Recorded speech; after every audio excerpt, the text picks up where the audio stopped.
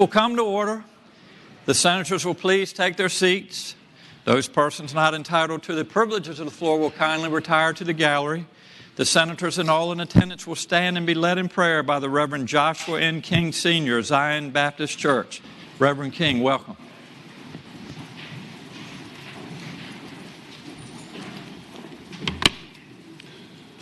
Will you join me in prayer? Gracious God, our Father, we come this morning between these hallowed walls to say thank you. Thank you, Father, for another opportunity to see a day that we've never seen before and we shall never see again. Thank you, Heavenly Father, for these men and women who have committed themselves to the service of others. Our prayer, Heavenly Father, is that you crown them with Solomon's wisdom and with the patience of Job. That you work in them, work through them, and work for them, so that the citizens of this great commonwealth will see you in them.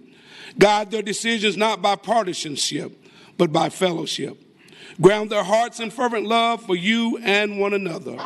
Remind them, Father, that their collective voices are the guardians of the least, the left out, and the less fortunate. Let unity sustain, secure, and strengthen this 2017 session of the Virginia State Senate so it will be peaceful, productive, and unproblematic. Never let them forget the honor that has been afforded them. Never let them forget to be humble. But most of all, never ever let them forget that they cannot accomplish this great task without you in their lives and in this sacred chamber. Let them know, Father, that with you, unity can find its way back to our beloved state, so that we will be a shining example to our nation. Lastly, Heavenly Father, breathe your collective blessings on them. Our President, Donald J. Trump, along with the Governor, Terry McAuliffe, Lieutenant Governor Ralph Northern, and the President pro tempore, Steve Newman, and bless these United States of America. Father, this is our prayer. Amen. Amen. Amen.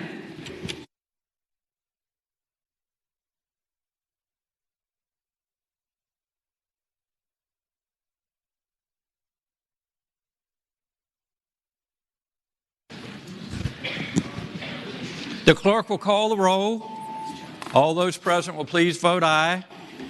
The clerk will close the roll. You have a quorum, Mr. President. Senate Journal for Friday, January 27, 2017. Thank you, Madam Clerk. The senator from Hampton, Senator Locke, moves that the reading of the journal be waived. All in favor of the motion will record their votes aye. Those opposed, no. Are the senators ready to vote? Have all the senators voted?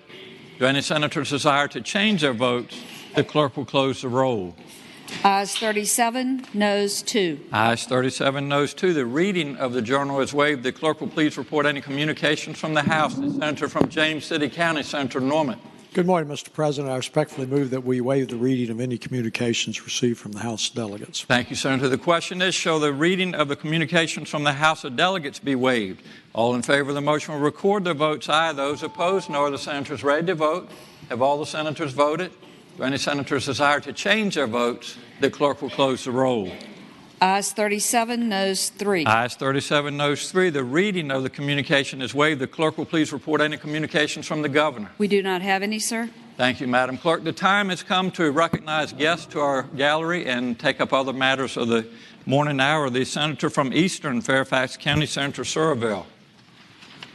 Thank you, Mr. President. Rise for an introduction. The senator has the floor. Thank you, Mr. President. Ladies and gentlemen of the Senate, joining us today in the gallery, we have a few students from the 36th District up in Virginia. They're part of something I call the Polar Institute.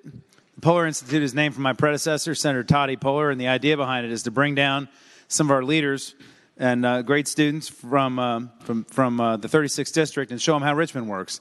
They get to go around. They're going to get to meet with the governor, the lieutenant governor. They're going to get to meet with other policymakers, some cabinet secretaries, former delegates, some government relations professionals, and others. And it's my hope to get them interested in state government and state policy.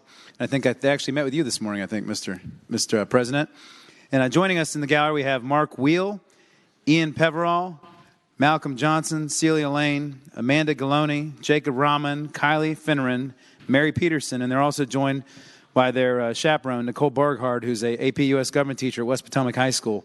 The students range they're from West Potomac High School, Mount Vernon High School, Forest Park High School in Prince William County, and Mountain View High School in Stafford. Mr. President, I'd hope that you would give them the warm welcome of the Senate. Well, thank you, Senator Wood. Members from the 2017 Puller Institute, please rise.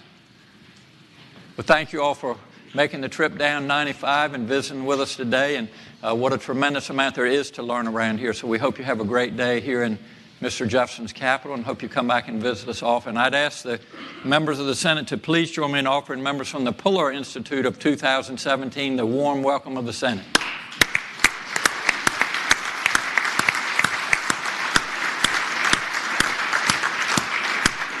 The Senator from Hampton, Senator Locke. Thank you, Mr. President. I rise for two introductions. Senator has the floor. Thank you, Mr. President. I want to thank you for giving the warm welcome of the Senate to the minister who gave the invocation today, the Reverend Joshua N. King Sr. from Zion Baptist Church in Hampton.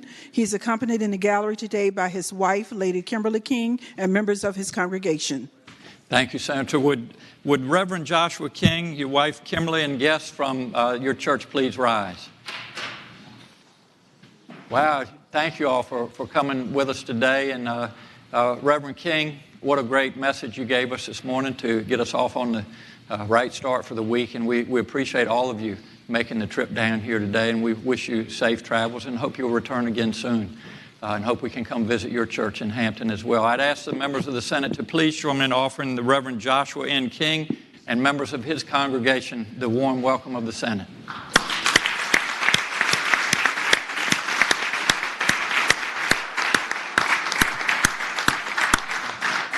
The Senator from Hampton, Senator Locke. Thank you, Mr. President. Also visiting with us today are members of the Virginia AFL-CIO. They're here for their annual legislative conference. These are the proud union members who teach our children, build our ships, fly our planes, build and maintain our infrastructure, and so much more to make Virginia a great place to live. They are here today advocating for the priorities that matter to Virginia's working people, funding our schools, investing in infrastructure, raising wages, and creating good jobs right here in Virginia. Please give them the warm welcome of the Senate. Thank you, Senator. Would members from the AFL-CIO please rise? Thank you all so much for being here. We enjoyed being with you yesterday and look forward to the reception tonight. And, thanks for advocating for workers across the Commonwealth and making sure that every job in Virginia is a good job. We appreciate what you do. So thanks for being here. I'd ask the members of the Senate to please join me in offering members from the AFL-CIO the warm welcome of the Senate.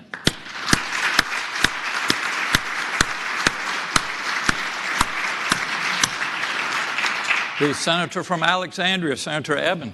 Thank you, Mr. President. I rise for an introduction. The Senator has the floor. I'm here, sir, to introduce a group of active, committed advocates from around the state. They are the National Organization for the Reform of Marijuana Laws. They're here to advocate for medical marijuana reform in our penalties and to rethink the issue of marijuana laws in general. And with that, I hope that you'll give them the welcome of the Senate. Thank you, Senator. Would members from Virginia Normal please rise if you're with us this morning? Thank you. Appreciate you all being with us today, and welcome to Mr. Jefferson's capital, and thanks for what you do traveling across the Commonwealth and advocating for what you believe in strongly. I'd ask the members of the Senate to please join me in offering members from Virginia Normal the warm welcome of the Senate.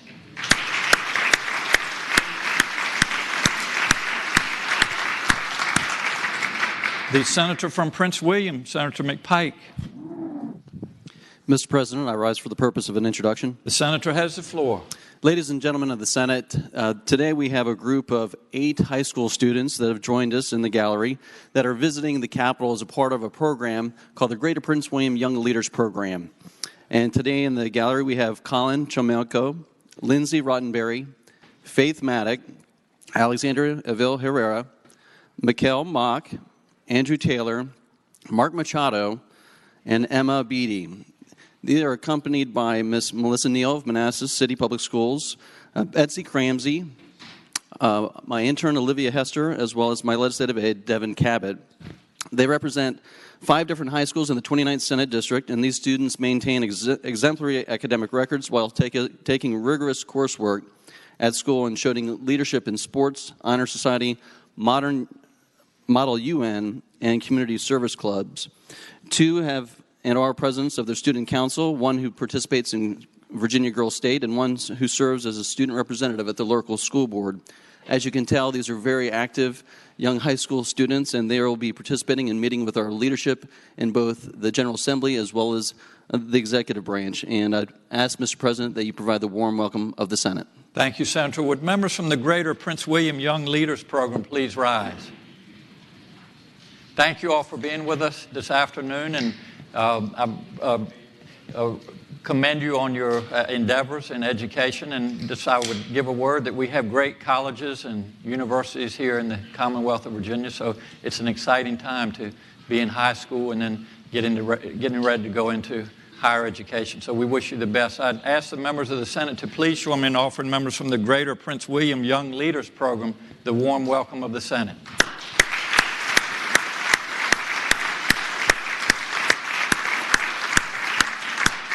The Senator from Augusta, Senator Hanger. Thank you, Mr. President.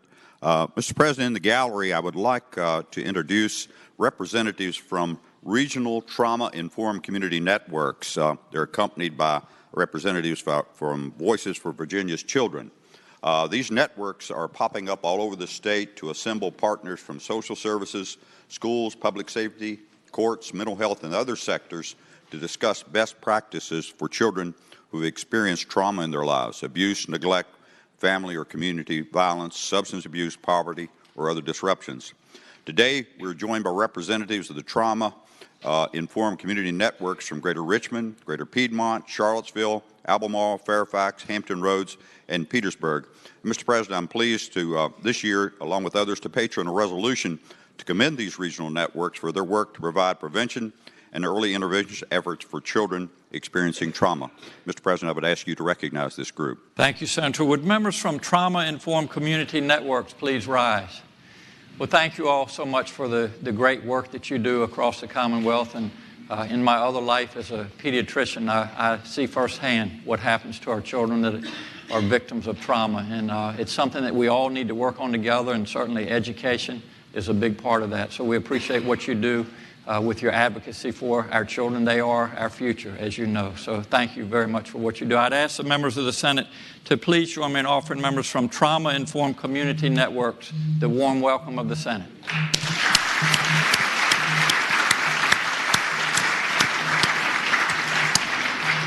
The Senator from Stafford, Senator Stewart. Thank you, Mr. President. Rise for an introduction. The Senator has the floor.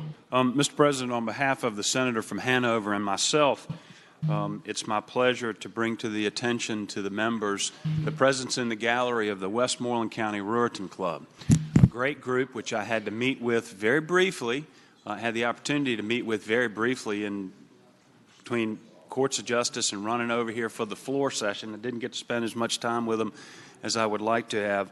But they're a great group of folks from back home who do a lot of good things for the community and help folks in need and scholarships and all kinds of good things. And, Mr. President, I'd hope that you'd offer them the warm welcome of the Senate. Thank you, Senator. Would members from the Westmoreland County Ruritan Club please rise? Thank you all for making the trip to the Capitol today. And as the good senator from Stafford said, thanks for what you do for our communities. Even growing up playing Little League, the Ruritans sponsored one of the teams. We used to beat them. I was on the Lions. But anyway, but we appreciate what you do for our children and for our community. So I wish you safe travels. I'd ask the members of the Senate to please join me in offering members from the Westmoreland Ruritans Club the warm welcome of the Senate.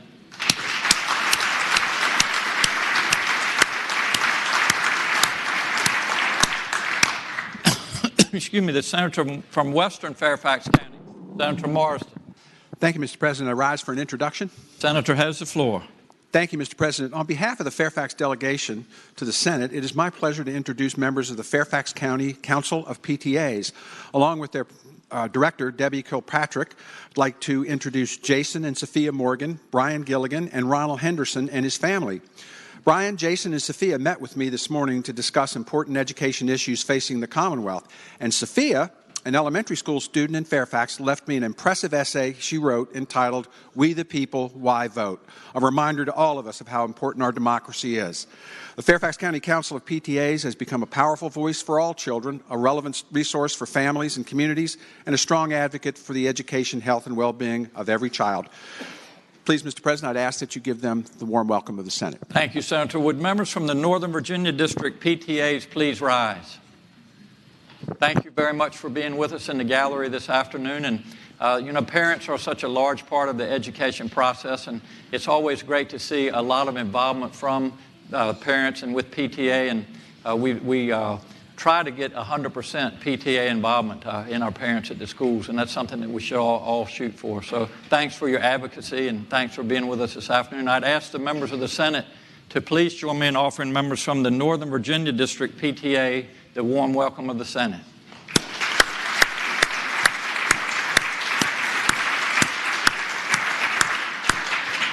The senator from Arlington, Senator Favola. Thank you, Mr. President. I rise for purposes of an introduction. Senator has the floor. Thank you, Mr. President. Here with us today are participants in a group called Leadership Arlington. I'm not sure if they're in the gallery yet. If they're not, they're watching in Senate Room 3. But anyways, Leadership Arlington is an organization that brings together leaders from the business sector, the nonprofit sector, academia, and local government. The purpose of the group, or the mission of Leadership Arlington, is to inspire these leaders to work together, to connect with each other, and to think about the common good when they go back to their respective jobs and have to take some actions that will affect their communities. So I think it's a really good, how shall I say it? It's a good neighborhood community building approach, and we have a really stellar class this year. A lot of energetic, bright people who have been contributing mightily already to Arlington. So without further ado, Mr. President, I ask that the Senate give the members of this year's Leadership Arlington Committee a warm welcome. Thank you, Senator. Would members from Leadership Arlington please rise? Your timing is perfect, so we're glad you made it to be in the gallery for the introduction. And just as Senator Favola said, we appreciate all of the great advocacy work that you do, all the contributions that you make to our communities, and especially up there in Arlington. So thanks for making the trip, and we wish you safe travels back to Arlington. I'd ask the members of the Senate to please join me in offering members from Leadership Arlington the warm welcome of the Senate.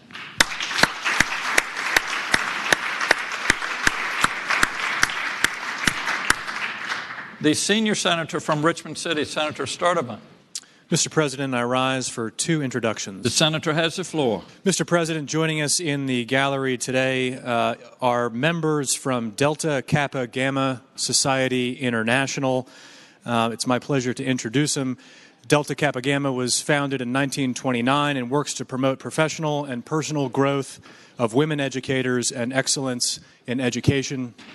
I hope we will offer them the warm welcome of the Senate. Thank you, Senator. Would members from Delta Kappa Gamma Society International please rise?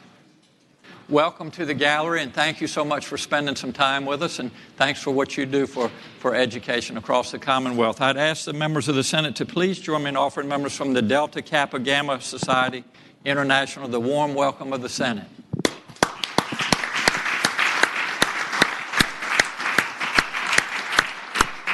The senior senator.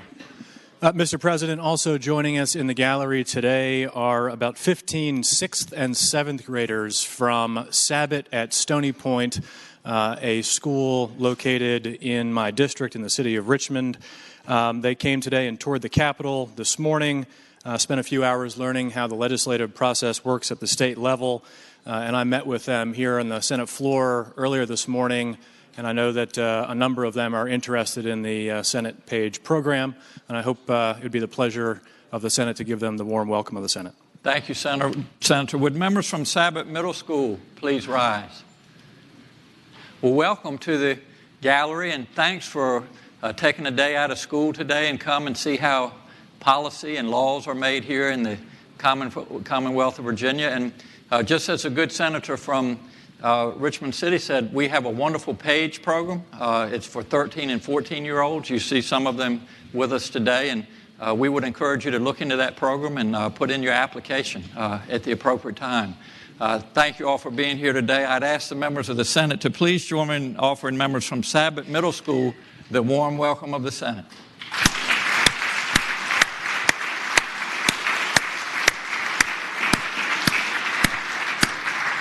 The senator from Henrico, Senator Donovan.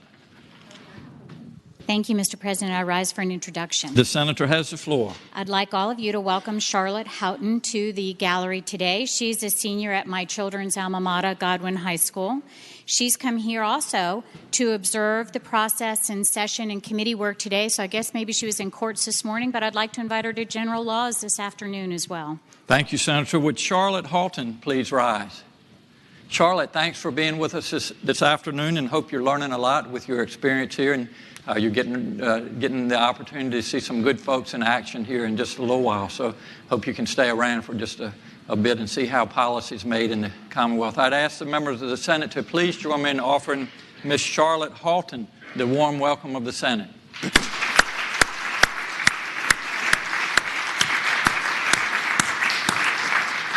The senator from Spotsylvania, Senator Reeves. Thank you, Mr. President. Rise for an introduction. Senator has the floor. Mr. President, these people are no stranger to the gallery. They happen to be family members of my seatmate from Grayson County. I just want you to give the warm welcome to his better half, who, when she's here, the senator from Grayson County tends to be on his best behavior. So, Mr. President, if you would welcome Ms. Paula Carrico, his spouse, Emily, who was class of 2013 in the PAGE program, and their son, Willie, who is a trooper with the Virginia State Police. And it's always good to see you, Willie, off the road a little bit and down here. Mr. President, if you'll give them the warm welcome of the Senate. I will. Thank you, Senator. Would members of Senator Carrico's family please rise? It's always great to see you, and just as the good senator said, your husband's behavior is so much better. So I know you have a busy schedule, but if you could be here every day with us, we would certainly appreciate it. And to Willie, thank you. It's great seeing the senator's children with us, and thanks for what you do, keeping our streets safe. And just one quick observation, and I hope you don't mind, but I'm a big admirer of your dad, and I can truly say that the apple did not land far from the tree looking at you. So thank you all for being here today. I'd ask the members of the Senate to please join me in offering a member of Senator Bill Carrico's family the warm welcome of the Senate.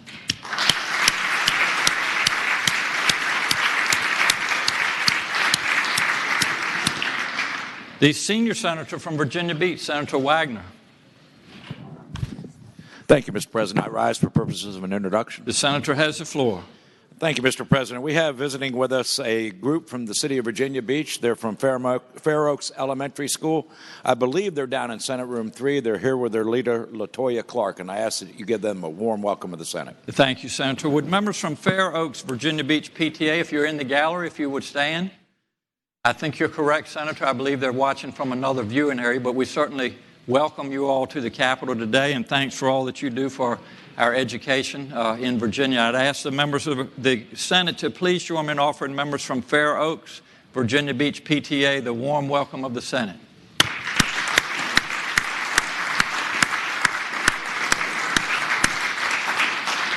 The junior senator from Richmond City, Senator McClellan.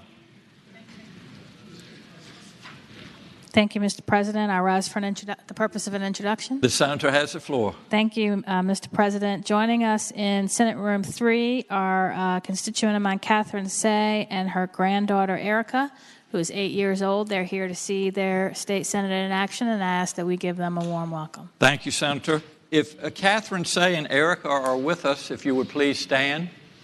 I don't see them. I think you're correct, Senator, but they're watching from another viewing area, and we certainly welcome Catherine and Erica to the Capitol today, and appreciate you spending some time with us. I'd ask the members of the Senate to please join me in offering Ms. Catherine Say and Erica the warm welcome of the Senate.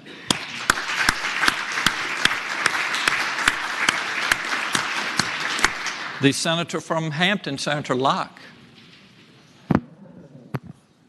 Thank you, Mr. President. I rise for one additional introduction. The senator has the floor.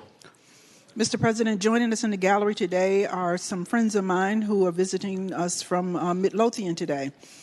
They are Gannett Bashaw, her daughter Olivia Bashaw Edwards, Beth Warren, and her daughters Shelby Warren and Adelaide Warren. If you could please give them the warm welcome of the Senate. I will. Thank you, Senator. Would the guest of Senator Locke from Midlothian, if you're here with us in the gallery, please rise?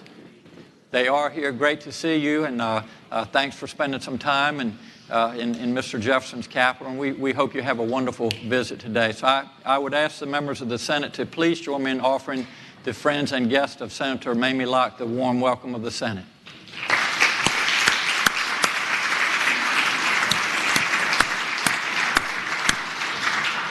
The senior senator from Loudoun, Senator Black. Thank you, Mr. President. I rise for an introduction. The senator has the floor. Today we are joined in the gallery by the Honorable Janine Lawson, who is the Brentsville District Supervisor in Prince William. I introduce her on my behalf, and also the Senator McPike. In any event, she is a greatly beloved supervisor who won her election by about 80%, I believe. And I would appreciate if the Senate could extend its warm welcome to her. I will. Thank you, Senator. Would Supervisor Janine Lawson please rise? You're with us. Welcome, Supervisor. We appreciate you being with us today, and we'll call you Landslide. All of us would like to win with margins like that, but appreciate what you do in Prince William County, and thanks for coming and visiting with us today. I'd ask the members of the Senate to please join me in offering Supervisor Janine Lawson the warm welcome of the Senate.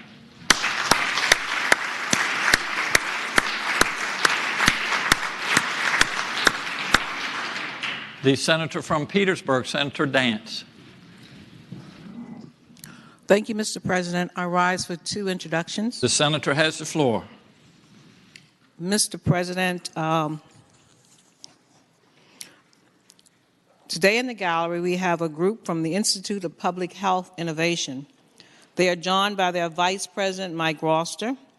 The Institute for Public Health Innovation is a facilitator, convener, and catalyst helping to bring about better health and well-being for all people and communities throughout Maryland, Virginia, and the District of Columbia. There are many sectors that have roles to play in optimizing community health. Ensuring healthy communities is not just the work of governmental public health departments, but also public and private organizations involved in medical care, housing, transportation, parks and recreation, land use planning, public safety, education, and many other areas. Their purpose is to work in collaboration across sectors in pursuit of innovative, prevention-oriented approaches to government. Now, Mr.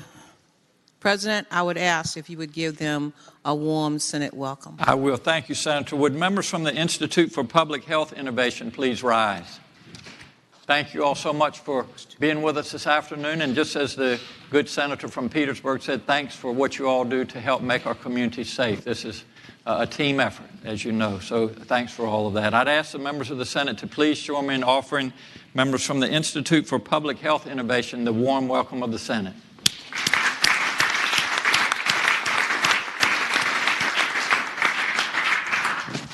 The senator from Northern Chesapeake, Senator Spruill. Mr. President? Yes, I'm sorry. Senator Dance, you have the floor. My apologies. Thank you, Mr. President.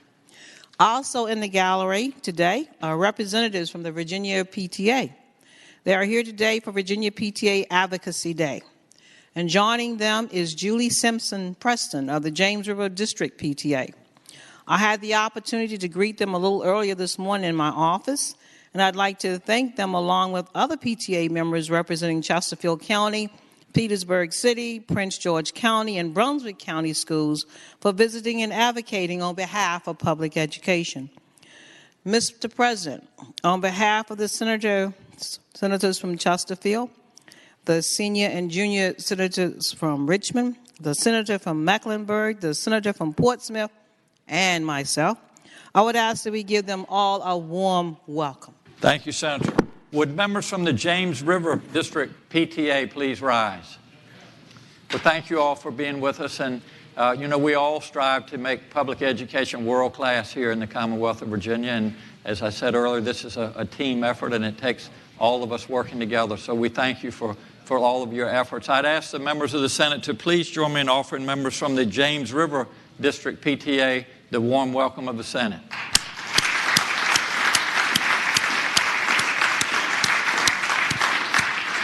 The senator from Northern Chesapeake, Senator Spruill.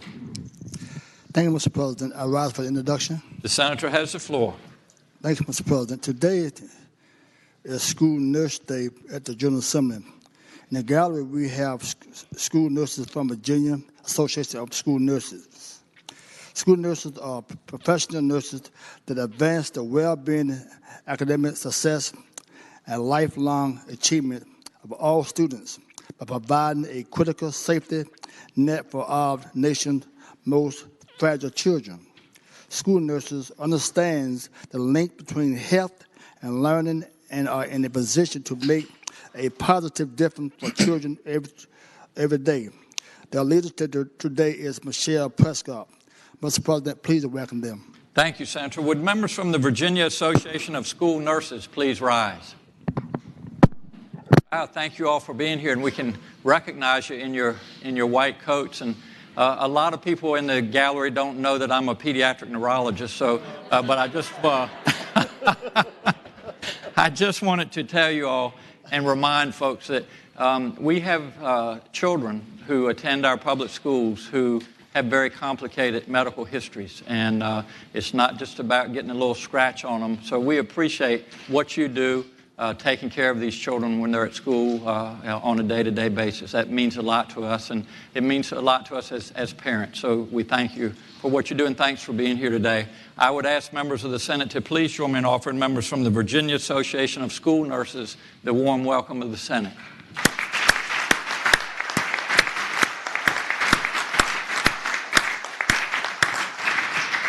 The senator from Accomack County, Senator Lewis. Rise for two introductions, Mr. President. The senator has the floor.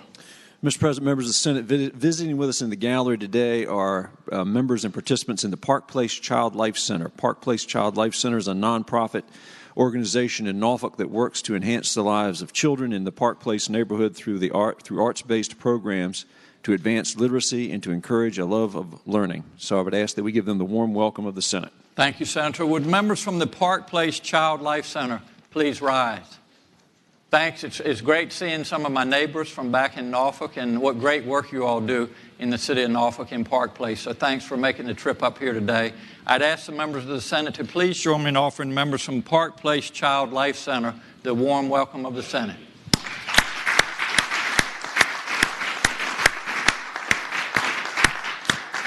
The senator from Accomack County, Senator Lewis. Yep, Mr. President, also visiting with us today in Senate Room 3, I believe, are members and representatives of the Norfolk Council of PTAs, and they're accompanied by Peggy Scott. So I would ask that the Senate give them the warm welcome of the Senate. Thank you, Senator. Are members of the Norfolk Council of PTAs in the gallery with us? Senator, I believe they may be viewing from Senate Room 3, but we certainly welcome you to the Senate today. And appreciate you making the trip, and thanks for all that you do to promote education in Virginia. I'd ask the members of the Senate to please join me in offering members from the Norfolk Council of PTAs the warm welcome of the Senate.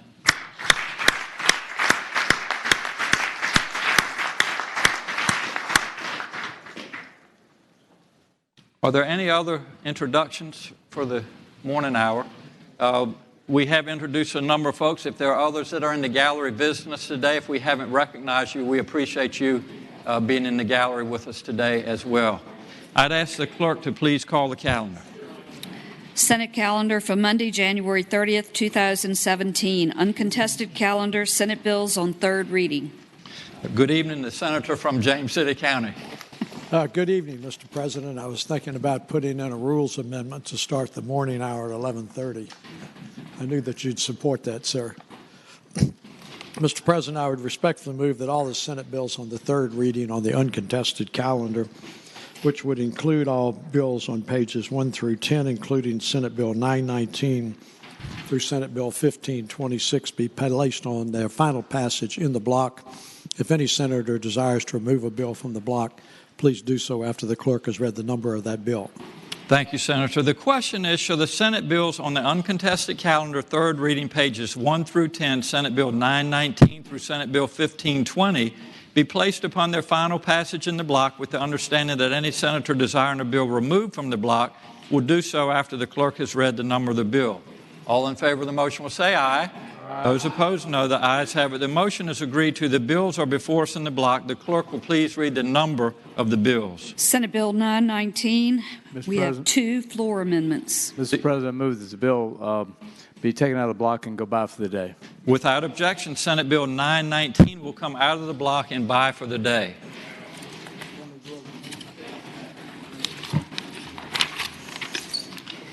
Senate Bill 801, Senate Bill 868, Senate Bill 876, Senate Bill 934, Senate Bill 962, Senate Bill 967. Senator from Prince William County.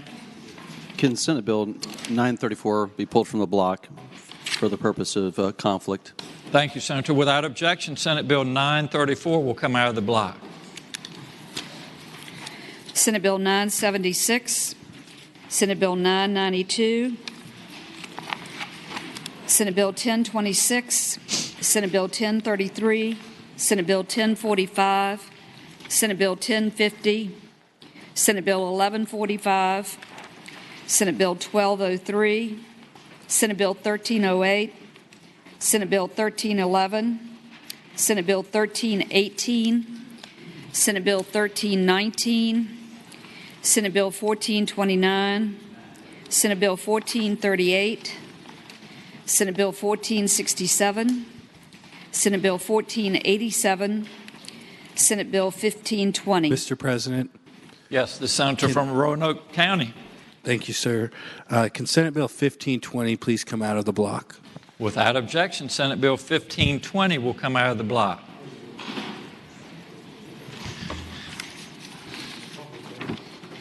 The question is, shall the bills in the block pass? That is, all bills except for Senate Bill 919, 934, and 1520. All in favor of the passage of the bills will record their votes aye. Those opposed, no. Are the senators ready to vote? Have all the senators voted? If any senators desire to change their votes, the clerk will close the roll.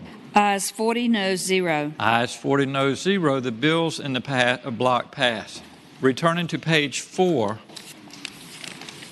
Senate Bill 934, the senior senator from Virginia Beach, Senator Wagner.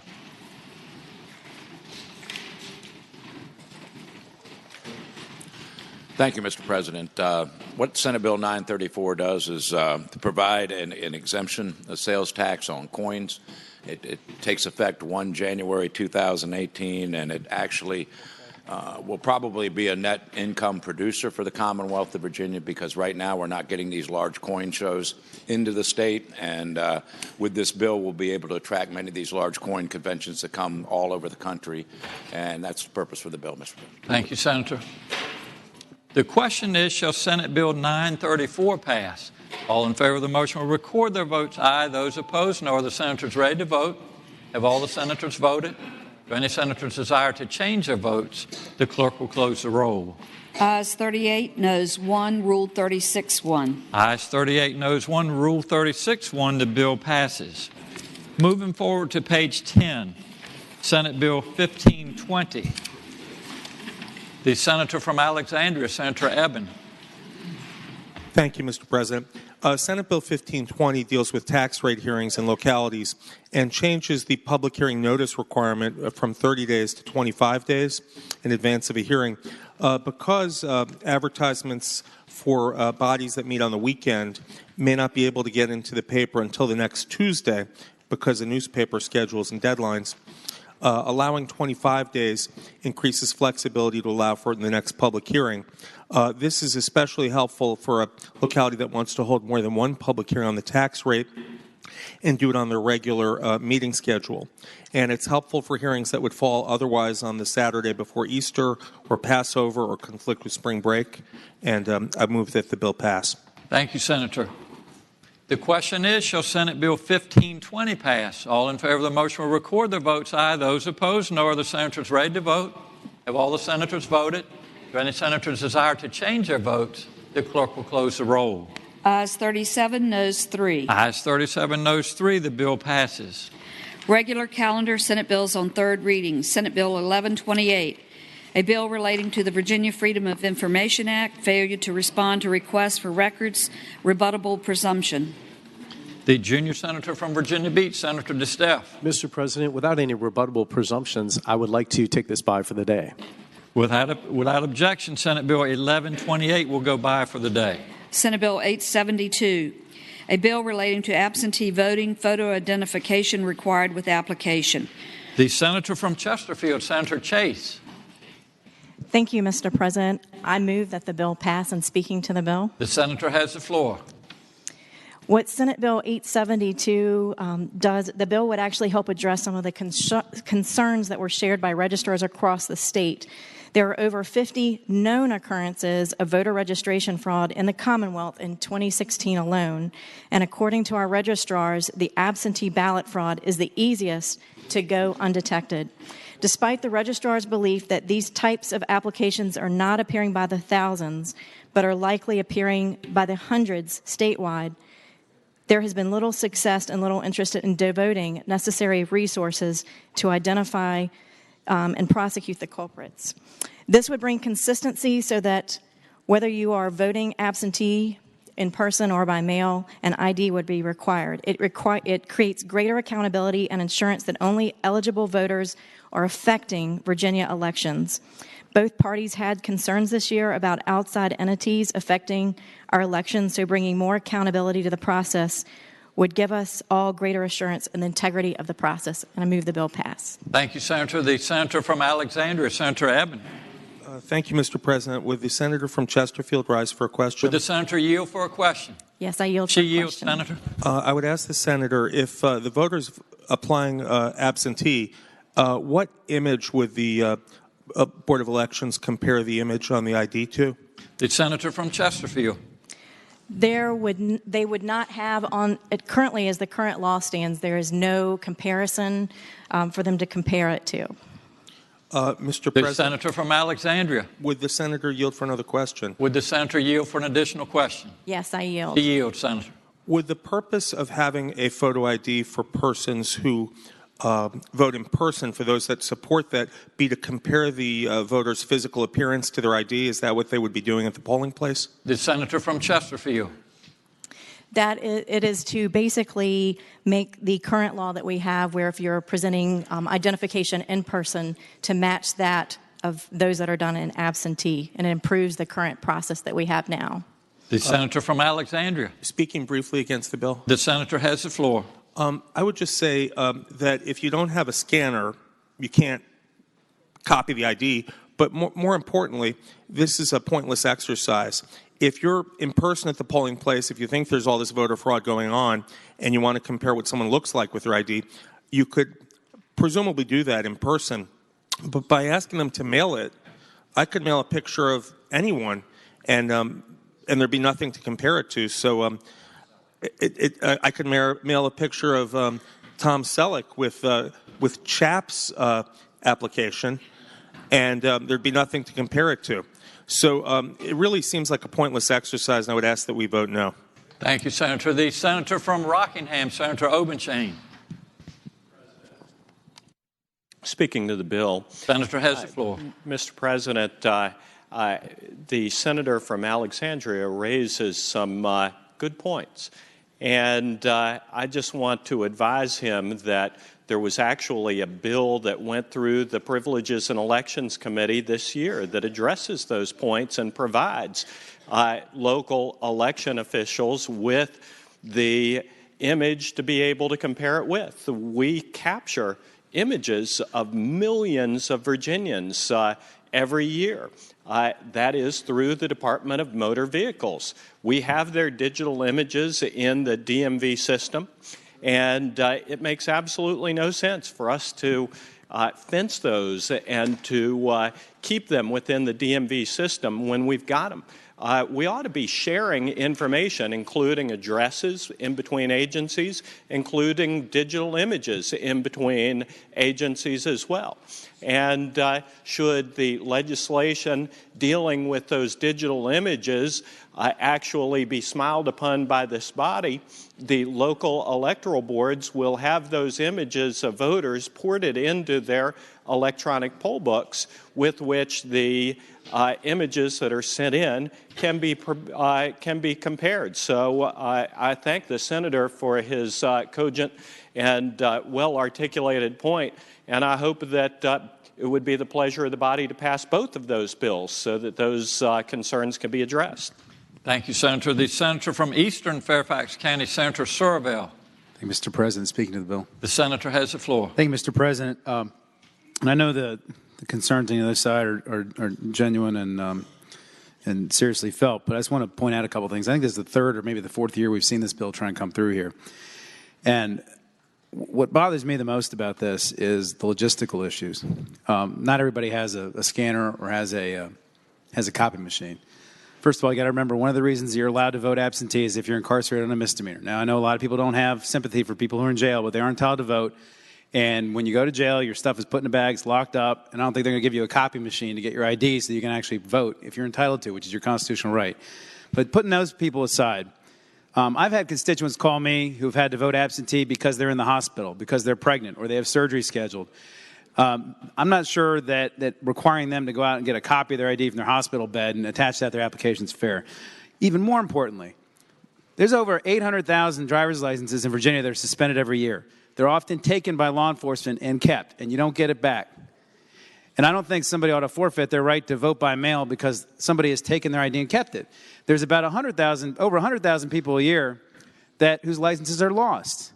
And I think if you've lost your ID and you choose to vote by mail because you've lost your ID, you shouldn't be punished and not be able to vote because your ID was lost. And Mr. President, most importantly, who this really goes after, who this really punishes, is our active duty military.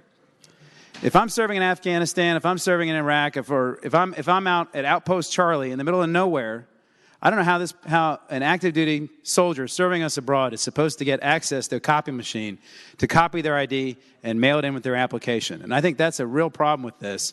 And I think probably the most important reason why we ought to vote against this. Thank you, Mr. President. Thank you, Senator. The junior senator from Virginia Beach, Senator DeSteff. Mr. President, speaking to the bill. The senator has the floor. Well, I don't know about how many folks actually request an absentee ballot from their hospital bed when they're having a baby. I just don't know that statistic, so I'd like to hear that from the junior senator from Fairfax. But speaking to the bill on two other points, active duty military, almost all of them are required when you deploy overseas to have your ID digitized for instances like this when you have to have proof of ID so you can email it back or back and forth. Thank you very much. I vote that the bill pass. Thank you, Senator. The senator from James City County, Senator Norman. Mr. President, speaking to the bill, I just rise very briefly and ask members to please support the pass of this bill. Thank you, Senator. The senior senator from Loudoun, Senator Black. Thank you, Mr. President. I'd just like to clarify that members of the armed forces do have access to copying machines. We've become very modern in this age. There might have been a time 50 or 100 years ago when that was not the case, but today they do have access to copy machines. Thank you. Thank you, Senator. The senator from Hampton, Senator Locke. Thank you, Mr. President. I just asked the body to vote against this legislation. This is simply another case of voter suppression. Thank you, Senator. The senator from Chesterfield, Senator Chase. Thank you, Mr. President. I would like to just speak in favor of the bill and add two thoughts to this. First of all, anyone who does not have a driver's license for free is able to go to DMV and get a free identification. I would also like to add that a part of the code on line 21, it actually says that an application for an absentee ballot may be accepted the later of 12 months before an election. So folks have a whole year to get their identification and their copy together. And it actually is not just any picture. It has to be one of the valid forms of identification with their picture on it, not just any random photo. So I would like to move that the bill pass. Thank you, Senator. The question is, shall Senate Bill 872 pass? All in favor of the motion will record their votes aye. Those opposed, no. Are the senators ready to vote? Have all the senators voted? If any senators desire to change their vote, the clerk will close the roll. Ayes 20, noes 19. Ayes 20, noes 19. The bill passes. Senate Bill Mr. President. 897. Oh, no, sorry, never mind.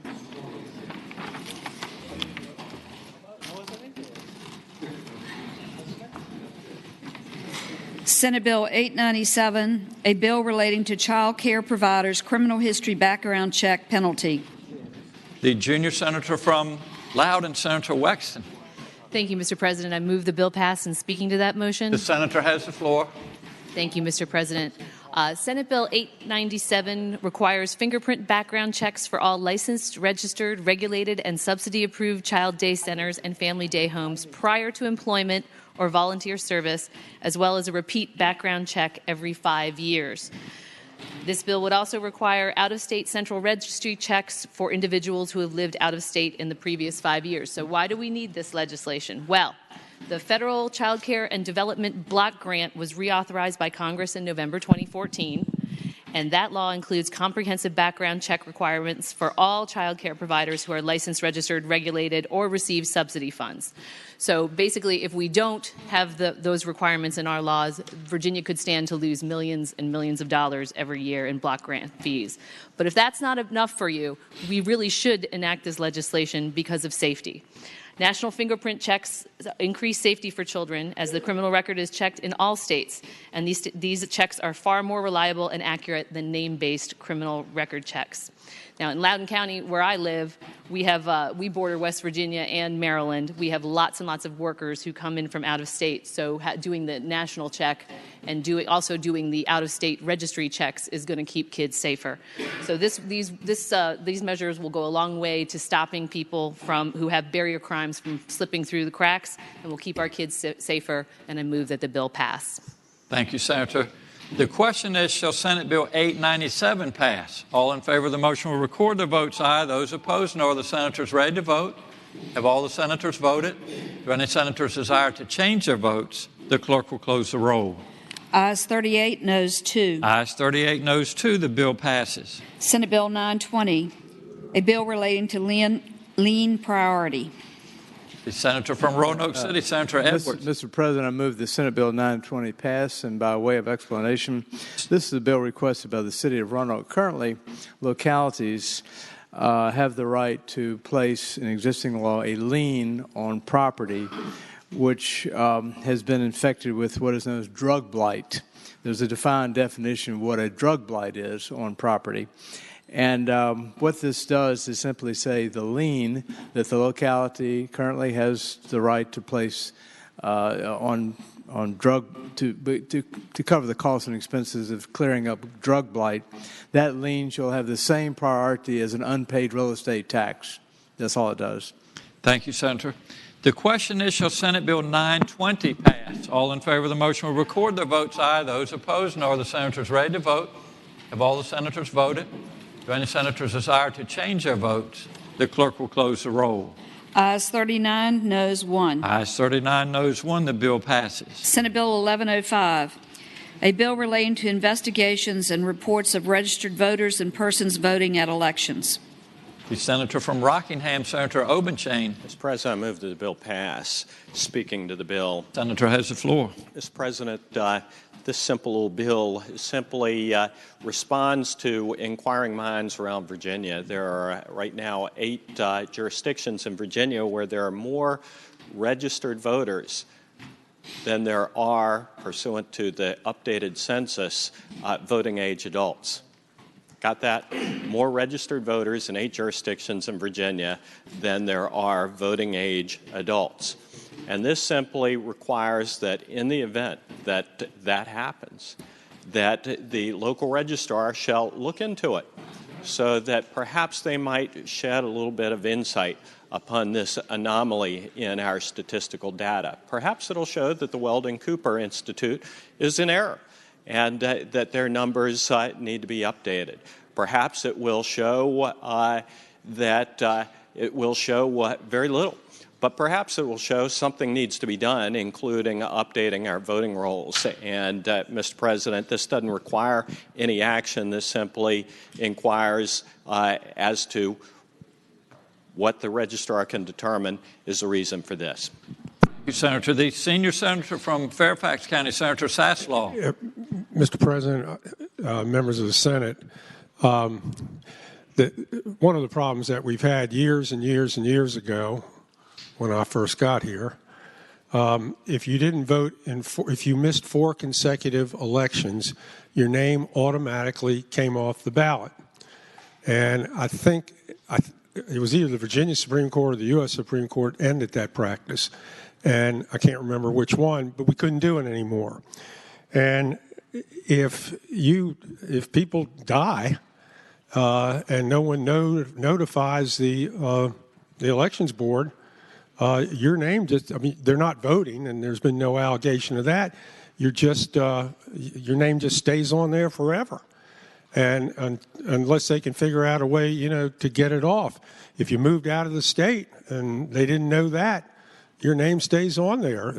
You're supposed to notify people because you're going to register and vote somewhere else. But that's been one of the problems that we've had in this state since the Supreme Court ruling. And quite frankly, I doubt, if anything, this is going to improve the situation. But this is how we didn't used to have this problem. This is how it all came about. It's not through, people are trying to secretly, do something or vote, or they're voting dead people. They just never come off the list, and that's been the problem. Mr. President? The senior senator from Loudoun, Senator Black. Would the gentleman respond to a question? Absolutely. He yields, Senator. I understand this problem with the dead voters, and we know that is an issue. But if we've got extra dead voters on the register, then how is it that we have more people voting than we have registered voters? In other words, it's not the dead people who are going to the polls to vote. So apparently someone is going to vote for the dead people. And I respect honoring the dead. I respect that. But voting for the dead is a little bit different, is it not? The senior senator.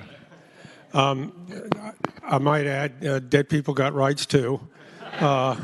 Just ask the people who run the elections in upstate and downstate Illinois.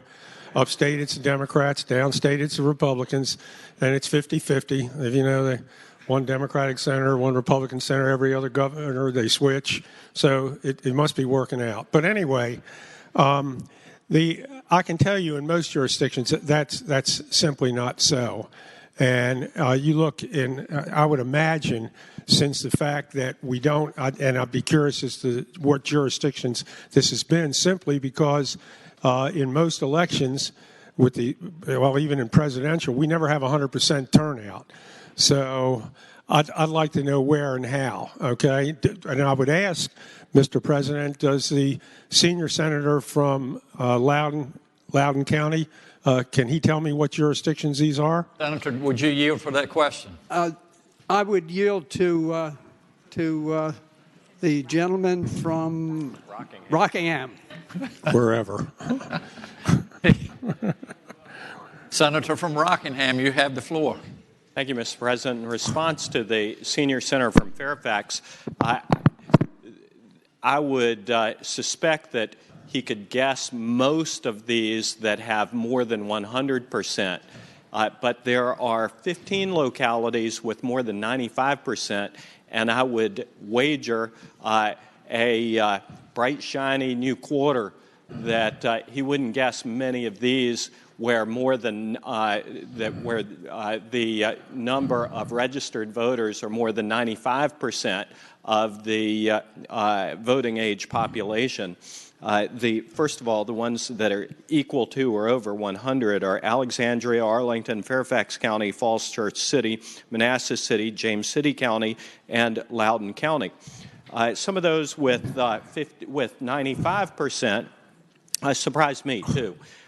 Surrey County, Rappahannock County, Prince William, New Kent County, Matthews County, Henrico, Hanover, Fauquier, Craig, Charlottesville, Chesterfield, Bedford, Accomack, Albemarle. Those have more than 95%. So this does no harm. It simply asks the registrar to inquire. Thank you, Senator. The senior senator. Well, all I can say, Mr. President, is a whole lot of trees are going to give up their lives for nothing. Thank you, Senator. The senior senator from Bass, Mr. D. President, would the gentleman from Rockingham resume the floor for purposes of a couple of questions? Would the senator from Rockingham yield? I'd be delighted. He yields, Senator. Mr. President, I'd ask the gentleman if the census is not a function of the federal government. The senator from Rockingham. Mr. President, the census is a federal matter. However, we actually spend a good bit of resources with the Weldon Cooper Institute for the purpose of updating periodically the census. And Weldon Cooper, I think in June of this past year, and that's the University of Virginia, if you weren't aware, they updated those figures in June. Well, the Mr. senator President, from Bath. I'd ask if the gentleman would Does the senator yield for an additional question? I do. He yields, Senator. Well, Mr. President, I asked the gentleman, then he agrees with me that this statute or this bill does not focus on an updated census. It focuses on estimates provided by the Weldon Cooper Center, which is not part of the federal government and which doesn't conduct door-to-door surveys the way the census does. The senator from Rockingham. Mr. President, what this survey, what this investigation may yield, no one knows. Maybe it's going to yield that the Weldon Cooper Center doesn't do such a good job, in which event maybe we ought to reevaluate the Weldon Cooper Center and its finances. I don't believe that. I think that they do a pretty doggone good job. But I don't come into this with any preconceived notions as to where it's going to lead. But I think that inquiring minds ought to know. And quite frankly, we don't profit from sticking our heads in the sand. We ought to ask these questions. The senator from Bath. Mr. President, I'd just like to speak to the bill first. The senator has the floor. You know, ladies and gentlemen of the Senate, in a year when we are facing a $1.26 billion shortfall, when we are scrambling everywhere we can to find extra dollars for law enforcement officers and teachers and mental health and all of our other priorities, we have much better things to do than go on a wild goose chase for a few fictitious, fraudulent voters. I hope we defeat the bill. Thank you, Senator. The senator from Southern Fairfax County, Senator Barker. Mr. President, speaking to the bill. The senator has the floor. Mr. President, I would like to add clarification to one of the issues that's been raised. Actually, there is a pretty rigorous process involving both the federal and state government that is used in determining when someone has died. And so, in essence, the dead voters are actually officially removed from the rolls as soon as that notification is there through the Social Security Administration and notification of states. So there actually aren't very many dead voters. Those who are dead voters on the rolls are generally the ones who have just died in the last few weeks and are still have not been removed from the rolls. The major issue is those people that are those jurisdictions where you have a lot of turnover, people moving in and out of jurisdictions. The reference to the Northern Virginia jurisdictions, that's common both within Northern Virginia, but also a lot of people moving in and out from other areas fairly frequently, much more so in our part of the Commonwealth than in other parts of the Commonwealth. And it's that turnover that produces the anomaly where you have more people registered to vote than you have actually residents who were there, because many of them have since moved out of the jurisdiction. Consequently, I would hope that it would be the pleasure of the body to defeat this measure. Thank you, Senator. The question is, shall Senate Bill 1105 pass? All in favor of the motion will record their votes aye. Those opposed, nor. The senators ready to vote. Have all the senators voted? Do any senators desire to change their votes? The clerk will close the roll. Ayes 22, noes 18. Ayes 22, noes 18. The bill passes. Senate Bill 1189. Having voted on the prevailing side, I move that we reconsider the vote. The question is, shall the vote by which Senate Bill 1105 passed be reconsidered? All in favor of the motion will record their votes aye. Those opposed, nor. The senators ready to vote. Have all the senators voted? Do any senators desire to change their votes? The clerk will close the roll. Ayes 40, noes 0. Ayes 40, noes 0. The motion is agreed to. The senator from Rockingham. Mr. President, having previously been described, I would ask that we take a look at whether more than just the slightly dead ought to be counted in deciding who ought to be eligible to vote in Virginia. So I would once again move that the bill pass. Thank you, Senator. The senior senator from Fairfax County. Would the senator from Rockingham yield for? The senator yield for a question. I will. Yield, Senator. Maybe I didn't hear you right. You said that more people voted in Arlington County than there are citizens. Is that what you said? Senator from Rockingham. Mr. President, what I said was that there are more registered voters in Arlington than there are voting age adults in Arlington. Okay. Thank you. Thank you, Senators. The question is, shall Senate Bill 1105 pass? All in favor of the motion will record their votes aye. Those opposed, no. Are the senators ready to vote? Have all the senators voted? Do any senators desire to change their votes? The clerk will close the roll. Ayes 21, noes 19. Ayes 21, noes 19. The bill passes. Senate Bill 1189, a bill relating to water and sewer liens, leasee or tenant. The senator from Roanoke City, Senator Edwards. Mr. President, I move that Senate Bill 1189 pass, and by way of explanation. Senator has the floor. This is a settlement between a compromise between the landlords and the water sewage authorities. This has been worked on for some time. A lot of work's gone into it. I think both sides are very pleased with the result. What this has to do is with the extent to which, if any, a landlord is responsible for the bills, the water sewage bills of the tenant, and whether the extent to which the water authorities can place a lien on the landlord's property for unpaid water sewage bills of the tenant.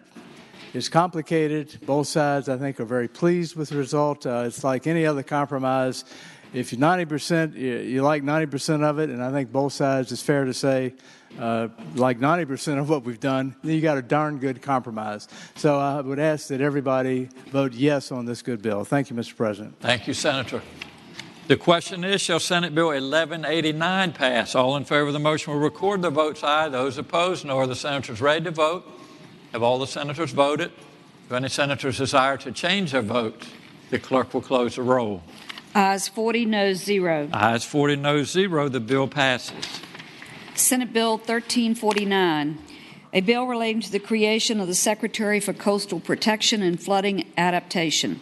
The senator from Accomack County, Senator Lewis. The senator from James City County, Senator Norman. Mr. President, I apologize to the gentleman from Accomack. Could that bill be passed by for the day, sir? Without objection, Senate Bill 1349 will go by for the day. Senate Bill 1441, a bill relating to absentee voting eligibility of persons whose polling place prohibits firearms. The senior senator from Richmond City, Senator Sturdivant. Mr. President, could that bill go by for the day, please? Without objection, Senate Bill 1441 will go by for the day. Senate Bill 1455, a bill relating to payments for registering to vote penalties. The senior senator from Loudoun, Senator Black. Thank you, Mr. President. I move passage of the bill and speaking to the bill. The senator has the floor.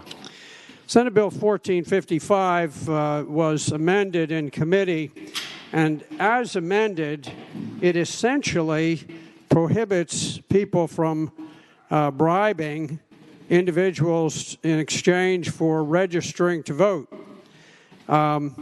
It originally said that acceptance of any sort of compensation was prohibited, and in the wisdom of the committee, they changed that to monetary payment. So we're talking about individuals who are being paid in order to register to vote. And certainly, I would hope that the members would not want to have a situation where we allow people to be bribed in order to register to vote. And I would hope that we could all get behind this bill. Thank you, Mr. President. Thank you, Senator. The question is, shall Senate Bill 1455 pass? All in favor of the motion will record their votes aye. Those opposed, no. Are the senators ready to vote? Have all the senators voted? Do any senators desire to change their votes? The clerk will close the roll. Ayes 21, noes 19. Ayes 21, noes 19. The bill passes. Uncontested calendar, Senate bills on second reading. Senator from James City County, Senator Norman. Thank you, Mr. President. I now move that all the Senate bills on the second reading on the uncontested calendar, which would include all Senate bills on pages 16 through 28, including Senate Bill 1064 through Senate Bill 1583, be engrossed and advanced to the third reading in the block after the adoption of any amendments. If a senator would like to remove a bill from the block, please do so after the clerk has read the number of the bill. And, Mr. President, I respectfully ask on page 25 that Senate Bill 1376 be passed by for the day. Thank you, Senator. The question is, show all Senate bills on second reading on the uncontested calendar on pages 16 through 28, Senate Bill 1064 through Senate Bill 1583, with the exception of Senate Bill 1376, being engrossed and advanced to the third reading in the block after the adoption of the amendments thereto, that any senator desiring to remove a bill from the block will do so after the clerk has read the number of the bill. All in favor of the motion will say aye. Those opposed, no. The ayes have it. The motion is agreed to. Senate Bill 1064, reported from the Committee on Education and Health with amendment and from the Committee on Finance with a substitute. The senior senator from Bath County, Senator Deeds.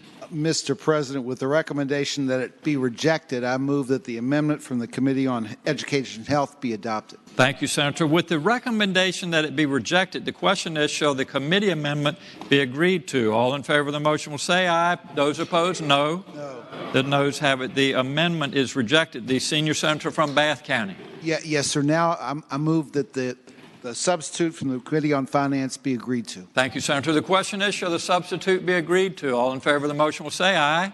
Those opposed, no. The ayes have it. The substitute is agreed to. Senate Bill 1173, reported from the Committee on Local Government. Senate Bill 815, reported from the Committee for Courts of Justice with amendments. Senator from Eastern Fairfax County, Senator Surville. Thank you, Mr. President. I move the committee amendment. The question is, shall the committee amendments be agreed to? All in favor of the motion will say aye. Those opposed, no. The ayes have it. The committee amendments are agreed to. Senate Bill 848, reported from the Committee on Education and Health with a substitute. Junior Senator from Loudoun, Senator Wexton. Mr. President, I move that the committee substitute be agreed to. The question is, shall the substitute be agreed to? All in favor of the motion will say aye. Those opposed, no. The ayes have it. The substitute is agreed to. Senate Bill 853, reported from the Committee for Courts of Justice with a substitute. The senator from Franklin County, Senator Stanley. Thank you, Mr. President. I now move the committee substitute. The question is, shall the committee substitute be agreed to? All in favor of the motion will say aye. Those opposed, no. The ayes have it. The substitute is agreed to. Senate Bill 854, reported from the Committee for Courts of Justice. Senate Bill 861, reported from the Committee for Courts of Justice with amendment. The senator from Eastern Fairfax County, Senator Surville. Thank you, Mr. President. I move the committee amendment. The question is, shall the amendment be agreed to? All in favor of the motion will say aye. Those opposed, no. The ayes have it. The amendment is agreed to. Senate Bill 904, reported from the Committee for Courts of Justice with a substitute. The senator from Rockingham, Senator Obenchain. Mr. President, I'd ask that the Courts of Justice substitute be agreed to. The question is, shall the substitute be agreed to? All in favor of the motion will say aye. Those opposed, no. The ayes have it. The substitute is agreed to. Senate Bill 928, reported from the Committee for Courts of Justice. Senate Bill 946, reported from the Committee for Courts of Justice with a substitute. Senator from Rockingham. Mr. President, I'd ask that the committee substitute be agreed to. The question is, shall the substitute be agreed to? All in favor of the motion will say aye. Those opposed, no. The ayes have it. The substitute is agreed to. Senate Bill 947, reported from the Committee for Courts of Justice. Senate Bill 1020, reported from the Committee on Education and Health with a substitute. The senator from Southern Fairfax County, Senator Barker. Mr. President, I move that the committee substitute be agreed to. Question is, should a substitute be agreed to? All in favor of the motion will say aye. Those opposed, no. The ayes have it. The substitute is agreed to. Senate Bill 1048, reported from the Committee on Education and Health with a substitute. The senator from Augusta County, Senator Hanger. Mr. President, I move the committee substitute be agreed to. The question is, shall the substitute be agreed to? All in favor of the motion will say aye. Those opposed, no. The ayes have it. The substitute is agreed to. Senate Bill 1054, reported from the Committee for Courts of Justice. Senate Bill 1100, reported from the Committee on Education and Health with amendment. The senator from Bedford, Senator Newman. Mr. President, I move that the committee amendments be agreed to. The question is, shall the committee amendment be agreed to? All in favor of the motion will say aye. Those opposed, no. The ayes have it. The amendment is agreed to. Senate Bill 1140, reported from the Committee for Courts of Justice. Senate Bill 1159, reported from the Committee on Education and Health with a substitute. Senator from Spotsylvania, Senator Reeves. Thank you, Mr. President. Move the committee substitute. Question is, shall the substitute be agreed to? All in favor of the motion will say aye. Those opposed, no. The ayes have it. The substitute is agreed to. Senate Bill 1160, reported from the Committee on Education and Health. Senate Bill 1176, reported from the Committee for Courts of Justice with a substitute. The Senator from Russell County, Senator Chafin. Mr. President, I move the committee substitute. Question is, shall the committee substitute be agreed to? All in favor of the motion will say aye. Those opposed, no. The ayes have it. The substitute is agreed to. Senate Bill 1177, reported from the Committee for Courts of Justice. Senate Bill 1232, reported from the Committee on Education and Health with a substitute. The Senator from Henrico, Senator Donovan. Mr. President, I move the committee substitute. The question is, shall the committee substitute be agreed to? All in favor of the motion will say aye. Those opposed, no. The ayes have it. The substitute is agreed to. Senate Bill 1245, reported from the Committee on Education and Health. Senate Bill 1260, reported from the Committee for Courts of Justice. Senate Bill 1272, reported from the Committee on Transportation. Senate Bill 1276, reported from the Committee for Courts of Justice with a substitute. The Senator from Hanover, Senator McDougal. Mr. President, I move the committee substitute. Question is, shall the substitute be agreed to? All in favor of the motion will say aye. Those opposed, no. The ayes have it. The substitute is agreed to. Senate Bill 1284, reported from the Committee for Courts of Justice with amendments. The Senator from Rockingham, Senator Obenshain. Mr. President, I would ask that the committee amendments be agreed to. The question is, shall the committee amendments be agreed to? All in favor of the motion will say aye.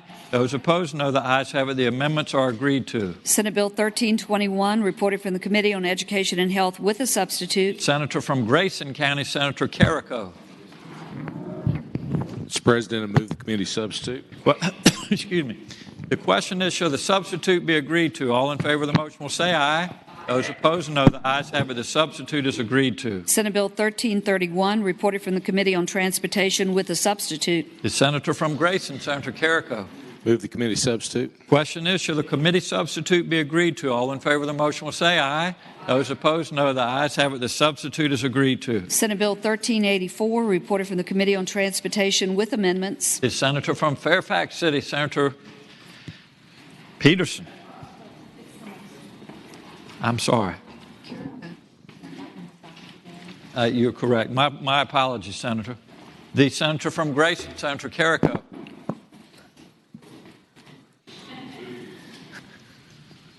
Move the committee substitute. You and I make a good team, Senator. Yes, we do. The question is, shall the amendments be agreed to? All in favor of the motion will say aye. Those opposed, no. The ayes have it. The amendments are agreed to. Senate Bill 1484, reported from the Committee on Education and Health with a substitute. The Senator from Augusta, Senator Hanger. Mr. President, I move the committee substitute be agreed to. The question is should the committee substitute be agreed to? All in favor of the motion will say aye. Those opposed, no. The ayes have it. The substitute is agreed to. Senate Bill 1486, reported from the Committee on Transportation. Senate Bill 1497, reported from the Committee on Transportation with amendment. The Senator from Grayson County, Senator Carrico. Move the committee amendments. The question is, shall the committee amendment be agreed to? All in favor of the motion will say aye. Those opposed, no. The ayes have it. The committee amendment is agreed to. Senate Bill 1504, reported from the Committee on Education and Health.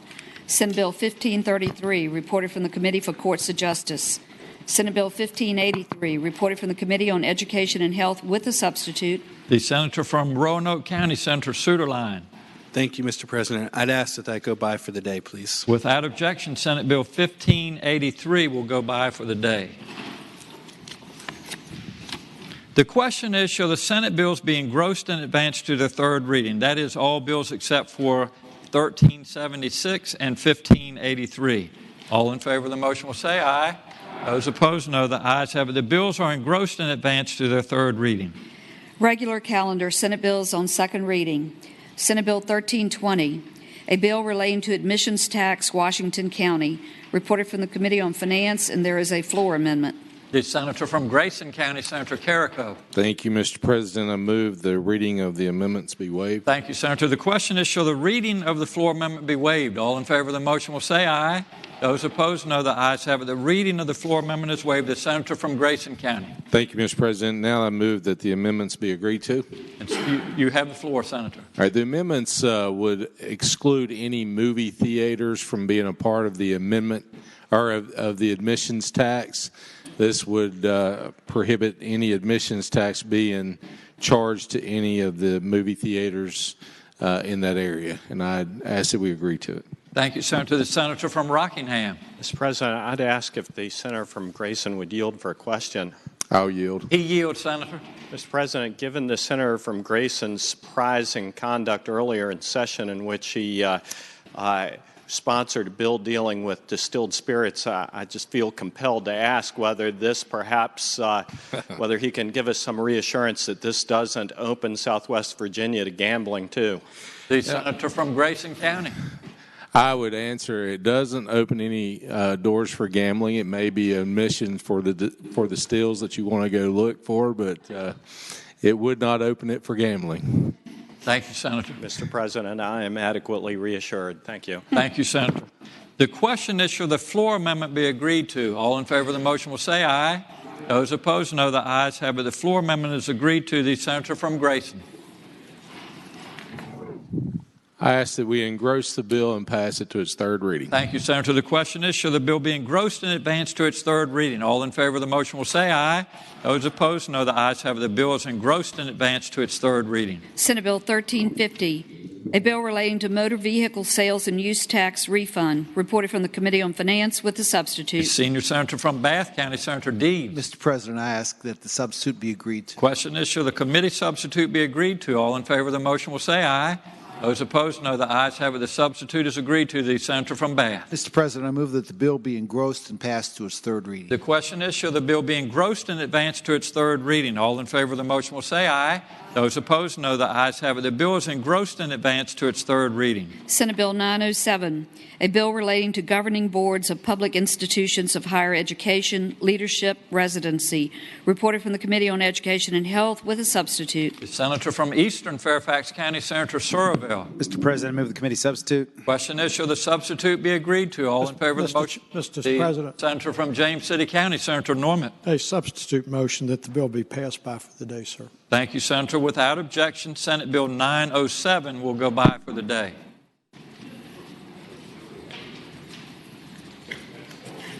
Senate Bill 944, a bill relating to epinephrine possession and administration by certain employees of public or private institutions of higher education, reported from the Committee for Courts of Justice with a substitute. The senator from Russell County, Senator Chafin. Mr. President, I move the substitute. Question is, shall the committee substitute be agreed to? All in favor of the motion will say aye. Those opposed, no. The ayes have it. The substitute is agreed to. The senator from Russell. I move that the bill be advanced and be engrossed and advanced to its third reading. Thank you, Senator. The question is, shall the bill be engrossed and advanced to its third reading? All in favor of the motion will say aye. Those opposed, no. The ayes have it. The bill is engrossed and advanced to its third reading. Senate Bill 973, a bill relating to battery on a health care provider penalty, reported from the Committee for Courts of Justice. The senior senator from Richmond City, Senator Sturdivant. I move that the bill be engrossed and advanced to its third reading. The question is, shall the bill be engrossed and advanced to its third reading? All in favor of the motion will say aye. Those opposed, no. The ayes have it. The bill is engrossed and advanced to its third reading. Senate Bill 1021, a bill relating to failure to obey highway sign where driver sleeping or resting prepayable offense, reported from the Committee on Transportation. The senator from Southern Fairfax County, Senator Barker. Mr. President, I move that that bill be passed by for the day. Without objection, Senate Bill 1021 will go by for the day. Senate Bill 1023, a bill relating to concealed handgun permits access to Virginia Criminal Information Network, reported from the Committee for Courts of Justice. The senator from Stafford, Senator Stewart. Thank you, Mr. President. Move the bill be engrossed and advanced to its third reading. The question is, shall the bill be engrossed and advanced to its third reading? All in favor of the motion will say aye. Those opposed, no. The ayes have it. The bill was engrossed and advanced to its third reading. Senate Bill 1077, a bill relating to issuance of disabled parking placards, reported from the Committee on Transportation and... Mr. President, could that go by for the day? Without objection, Senate Bill 1077 will go by for the day. Senate Bill 1116, a bill relating to public schools, certain employees, insulin pump assistance, reported from the Committee on Education and Health with a substitute. The senator from Prince William County, Senator McPike. Mr. President, I move the committee substitute be agreed to. The question is, shall the substitute be agreed to? All in favor of the motion will say aye. Those opposed, no. The ayes have it. The substitute is agreed to. The senator from Prince William County. Mr. President, I move the bill be engrossed and advanced to its third reading. The question is, shall the bill be engrossed and advanced to its third reading? All in favor of the motion will say aye. Those opposed, no. The ayes have it. The bill is engrossed and advanced to its third reading. Senate Bill 1207, a bill relating to electric personal delivery devices, reported from the Committee on Transportation with a substitute. The junior senator from Virginia Beach, Senator DeSteffe. Mr. President, I move the committee substitute. The question is, shall the substitute be agreed to? All in favor of the motion will say aye. Those opposed, no. The ayes have it. The substitute is agreed to. The junior senator. Mr. President, I move we engross this bill and move it on to its third reading. The question is, shall the bill be engrossed and advanced to its third reading? All in favor of the motion will say aye. Those opposed, no. The ayes have it. The bill is engrossed and advanced to its third reading. Senate Bill 1235, a bill relating to family life education required, reported from the Committee on Education and Health. The senator from Alexandria, Senator Eben. Mr. President, I have a motion, and I'd like to speak to the motion. I would move that we send SB 1235 back to the Education and Health Committee. And to explain the motion, either I do much better at committees when I don't show up to present my bills, or there was an error in the recording of the vote. And I'm pretty sure it was an error. So with that, I'd like to send it back to committee and let people vote however they intended. Thank you, Senator. Without objection, the motion is, should we refer Senate Bill 1235, recommit it to Education and Health? All in favor of the motion will say aye. Those opposed, no. The ayes have it. The motion is agreed to. Senate Bill 1257, a bill relating to two-way video testimony, forensic analysis, and examination, reported from the Committee for Courts of Justice. The senator from Russell County, Senator Chafin. I move that the bill be engrossed and advanced to its third reading. Thank you, Senator. The question is, shall the bill be engrossed and advanced to its third reading? All in favor of the motion will say aye. Those opposed, no. The ayes have it. The bill is engrossed and advanced to its third reading. Senate Bill 1280, a bill relating to suspension of license for failure or refusal to pay fines or cost, reported from the Committee for Courts of Justice with a substitute. The senator from Alexandria, Senator Eben. Thank you, Mr. President. I move that we adopt the committee substitute. The question is, shall the substitute be agreed to? All in favor of the motion will say aye. Those opposed, no. The ayes have it. The substitute is agreed to. The senator from Alexandria. I move that we engross the bill and advance it to its third reading. The question is, shall the bill be engrossed and advanced to its third reading? All in favor of the motion will say aye. Those opposed, no. The ayes have it. The bill is engrossed and advanced to its third reading. Senate Bill 1338, a bill relating to passing in a bicycle lane penalty, reported from the Committee on Transportation with a substitute. The senator from Eastern Fairfax County, Senator Surville. Sorry, Mr. President. I move the committee substitute. The question is, shall the substitute be agreed to? All in favor of the motion will say aye. Those opposed, no. The ayes have it. The substitute is agreed to. The senator from Eastern Fairfax County. Thank you, Mr. President. I move the bill be engrossed and passed on to third reading. The question is, shall the bill be engrossed and advanced to its third reading? All in favor of the motion will say aye. Those opposed, no. The ayes have it. The bill is engrossed and advanced to its third reading. Senate Bill 1339, a bill relating to careless driving and infliction of injury on vulnerable road users, reported from the Committee on Transportation with amendments. The senator from Eastern Fairfax County, Senator Surville. Thank you, Mr. President. I move the committee amendments. Question is, shall the committee amendments be agreed to? All in favor of the motion will say aye. Those opposed, no. The ayes have it. The committee amendments are agreed to. The senator from Eastern Fairfax County. Thank you, Mr. President. I move the bill pass and be engrossed for third reading. We don't need it passed, just engrossed and advanced. Engrossed. Move the bill be engrossed and advance the third reading. Thank you, Senator. The question is, shall the bill be engrossed and advanced to its third reading? All in favor of the motion will say aye. Those opposed, no. The ayes have it. The bill is engrossed and advanced to its third reading. Senate Bill 1409, a bill relating to reckless driving exceeding speed limit, reported from the Committee on Transportation. The senator from Roanoke County, Senator Suderline. Thank you, Mr. President. I'd move that we engross and quickly advance this fine bill to third reading. Thank you, Senator. The question is, shall the bill be engrossed and advanced to its third reading? All in favor of the motion will say aye. Those opposed, no. The ayes have it. The bill is engrossed and advanced to its third reading. Senate Bill 1452, a bill relating to possession or distribution of marijuana for medical purposes exceptions, reported from the Committee on Education and Health. The Senator from Portsmouth, Senator Lucas. Thank you, Mr. President. I move that the bill be engrossed and advanced to its third constitutionally required reading. The question is, should a bill be engrossed and advanced to its third reading? All in favor of the motion will say aye.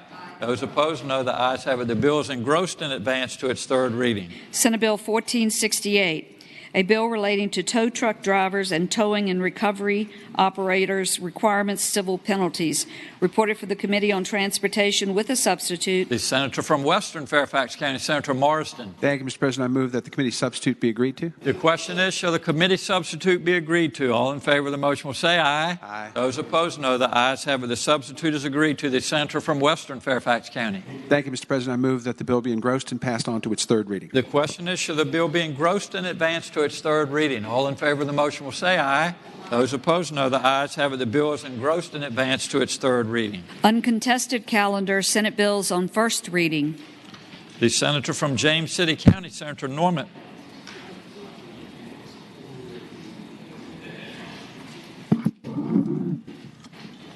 Thank you, Mr. President. I would respectfully move that all of the Senate bills on the first reading on both the uncontested and regular calendar, which would include all Senate bills on pages 34 through 38, including Senate Bill 866 through Senate Bill 1587, that the rules of the Senate be suspended and that the first constitutional reading of the titles be dispensed with.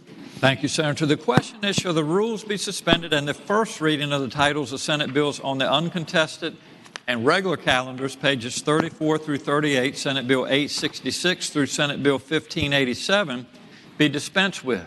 All in favor of the motion will record their votes aye. Those opposed, no. Are the senators ready to vote?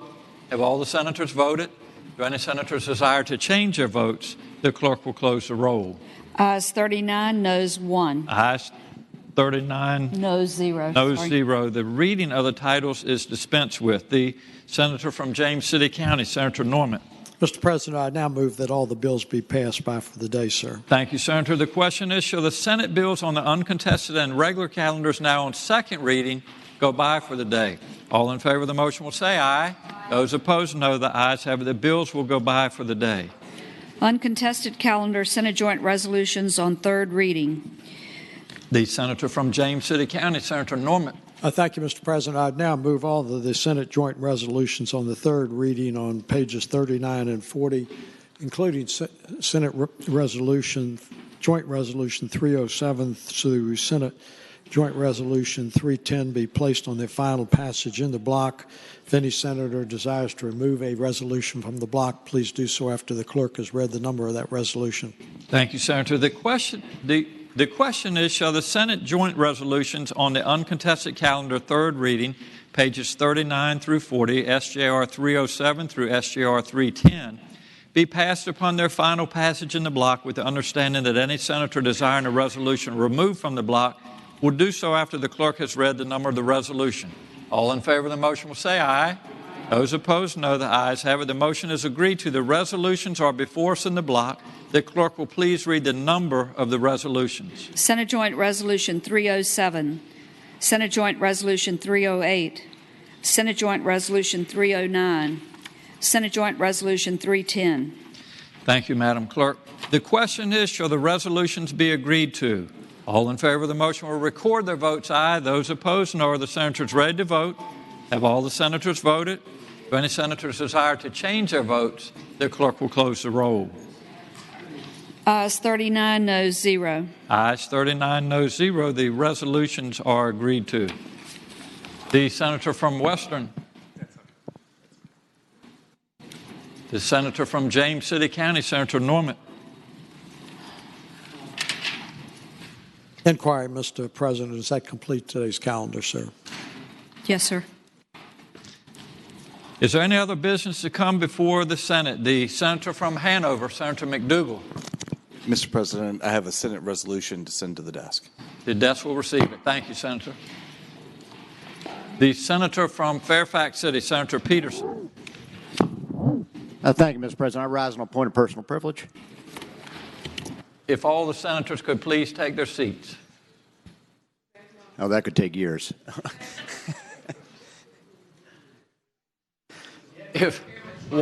Once more, if all the senators could That's please all right. take their seats. Mr. President, ladies and gentlemen of the Senate, I won't trespass on your time too long, but my colleague, Senator from James City County, made a reference on Friday that we did have requests for legislation that had not been timely filed and sought unanimous consent. And I was one of those offending members that did make a request. It didn't go directly to the chair, and so it was not made publicly. So I think perhaps people who could have objected missed that opportunity. So I wanted to publicly explain what I was going to do so people could stand up and object if that's what their desire is to do. My bill actually has to do with, believe it or not, the Constitution of 1902. And you might say, why? I knew I had some ex-House members in here. The Constitution of 1902 was not Virginia's finest moment, and I will tell you right now it had a lot of bad things in it, and I can say it as someone that had ancestors that attended that convention. It was not our proudest moment, but ironically, one of the products of that Constitution was something called the State Corporation Commission, which was formed and took effect in 1902 and was actually part of a progressive wave of legislation in the United States at that time, which sought to limit the effect of what at that time were called trusts on the American economy, American commerce. And what it did was it formed the State Corporation Commission, which was specifically meant to regulate public service corporations, which were those corporations that held assets in which they held a monopoly, but which also provided basic necessities. And the original public service corporations were, of course, the railroads. And the whole point of the State Corporation Commission was to regulate the railroads so that people could use them, they could get their produce to market and things of that nature without being charged excessive fees and without being driven into poverty. And the State Corporation Commission has been around now for 115 years, but that was its original mission. Now, at a later time, once electricity became prevalent throughout Virginia after the 1930s, State Corporation Commission eventually started to regulate fuel and electricity rates, and that simply has become its major mission. And I say all that as a preface to legislation we passed a couple years ago, and we debated it and we voted, and my side lost, which basically suspended rate review by the State Corporation Commission of electricity rates in Virginia. And the ostensible reason for that suspension was something called the Clean Power Plan, which was a plan put forward by the Obama administration to regulate and promote clean energy, and which was basically said to have a deleterious effect on power prices in Virginia. Now, the Clean Power Plan never actually took effect. It was suspended by the United States Supreme Court, and like the Obama administration itself, it has passed into history. And we now have a new president. Now, I filed a bill earlier this year that would have re-regulated or essentially put back rate review for electricity rates. That bill was Senate Bill 1095. I put it forward. It was backed by a motley assortment of folks. It didn't pass, and I'm sorry about that. I have a feeling it will resurface as an issue at a later time, but that was a salient issue, I believe, because I think rate review will show that the utilities have made a financial windfall off the legislation that we passed in 2015. I'm not here to crunch those numbers, but the whole point of the State Corporation Commission is that we have people that can crunch those numbers, and we're not letting them have that opportunity. Now, my legislation's already dead, all right? But I'm still here. And I have another thing I want to talk about, and that is the impact of money on public policy. And I happen to believe that public policy should be decided on the merits and not based on donations. Now, I know in one of those gambling at Rick's moments, I decided, or some people mentioned to me, that maybe donations made within this body or any body does have some impact on public policy. Now, I know, I'm shocked myself to hear that, but I thought perhaps it was worth putting forward legislation that would limit, if not prohibit, donations made by public service corporations, which are the very same monopolies that were subject to the jurisdiction of the State Corporation Commission in setting their prices, that would limit or prohibit those donations to members not only of this body, but also to the third floor and any other state officials that sit in judgment of those bodies. Now, again, this may be a good idea or a bad idea, or it may be an irrelevant idea, but it is an idea that I thought had merit. Now, I didn't file it timely, but the bill is here before us. If anyone has an objection, please see me, and I'll strike the bill. But that's what the bill is all about. So I was asked to explain it, and I have explained it, and I appreciate your time. Thank you very much. Thank you, Senator. The senator from Alexandria, Senator Eben. Thank you, Mr. President. I rise for a point of personal privilege. Senator has the floor. Thank you. Sadly, on day 7 of our new presidential administration, the president has unilaterally and fundamentally changed what America stands for at home and around the world. And I think everyone knows what his actions were technically, but I wanted to share some of the human stories that were behind them. A mother of a U.S. soldier was detained for more than 33 hours, handcuffed for some of the time, and denied a wheelchair. An Iranian citizen scheduled to fly to the United States for a postdoctoral fellowship at Harvard Medical School was denied boarding to her connecting flight. She was recruited to join that laboratory after presenting a paper at a scientific conference in New York last spring, and we're competing with other nations for talented young researchers. One woman won't be able to see her 91-year-old mother, who's critically ill in intensive care. The woman, Ms. Abedsim Hussein, has 4 siblings in the United States who are U.S. citizens, as is her mother. She commented to one newspaper that she hopes she'll be able to see her mother while she's still alive. 2 brothers were told their visas had been canceled and that if they didn't sign a particular form, they would be barred from the U.S. for 5 years. Their lawyer fears that they signed a form voluntarily revoking their new permanent residency rights that had previously been approved for the United States, and so on and so on. You know, refugees, existing green card holders, and existing legal permanent residents from Iraq, Syria, Iran, Libya, Somalia, Sudan, and Yemen are not being admitted.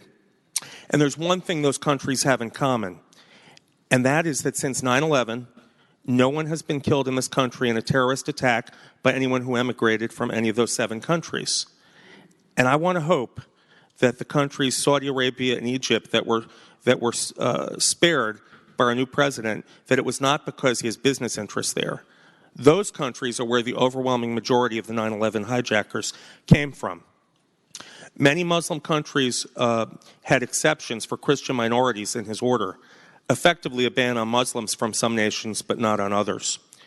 And since the September 11 attacks, our country has resettled almost 800,000 refugees, and none of them were admitted with that status have attacked our country. This ban is not winning us friends and certainly not making us safer. The president's policy isn't smart, it isn't right, and I believe not only that it won't make us safer, but it'll do the opposite. It is said that the Departments of Homeland Security, Defense, and State were not consulted. Congress was not consulted. Something is wrong about hostility spewed via Twitter, emboldening those who blame a religion. First, our new president attacked and sought to delegitimize our free press. Then he makes major policy decisions that disrupt the lives of vetted green card holders, vetted international students, and the families of Americans who have valid green cards. We can only hope that the president will hear the voices of the demonstrators that were in 90 airports over the weekend and the thousands out in front of the White House, to hear the voices of the millions of Americans, both immigrant and native-born. We can only hope that he'll hear us. The world is watching. Thank you, Senator. The senator from Arlington, Senator Favola.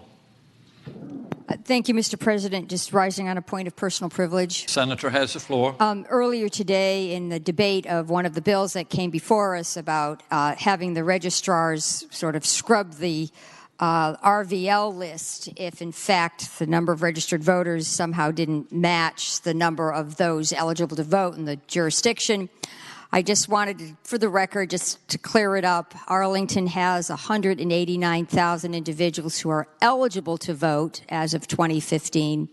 And then in the past election, we had 149,000 who voted and 19,000 were somehow inactive. So just for the record, Arlington did not have more people voting who were actually eligible. And I just think this is an important point. I know Arlington's a unique place, but the county is actually able to run a pretty tight ship when it comes to local government processes and procedures. Thank you for your attention. Thank you, Senator. The senator from James City County, Senator Norman. Thank you, Mr. President. I rise on a point of personal privilege. The senator has the floor.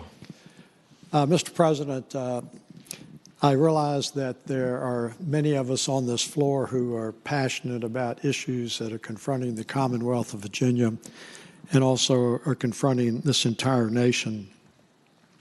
It is January the 30th, and we've been reasonably constrained in focusing our attention on issues that we and the Senate of Virginia have immediate and direct control over as we try to cast the policies and the destiny of the Commonwealth of Virginia.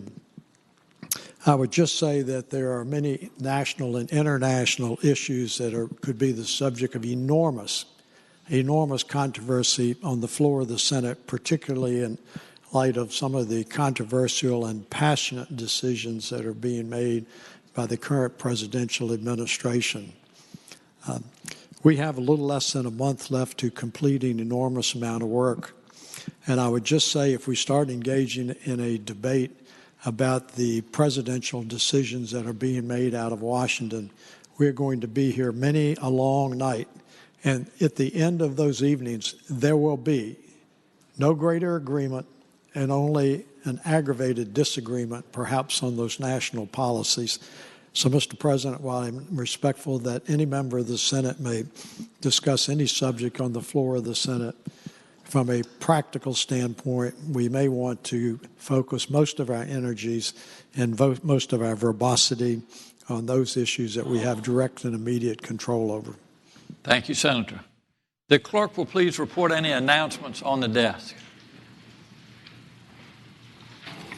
Today, Monday, January 30th, the Joint Transportation Subcommittee on Property Carrier Bills will meet immediately upon adjournment in the old Senate chamber.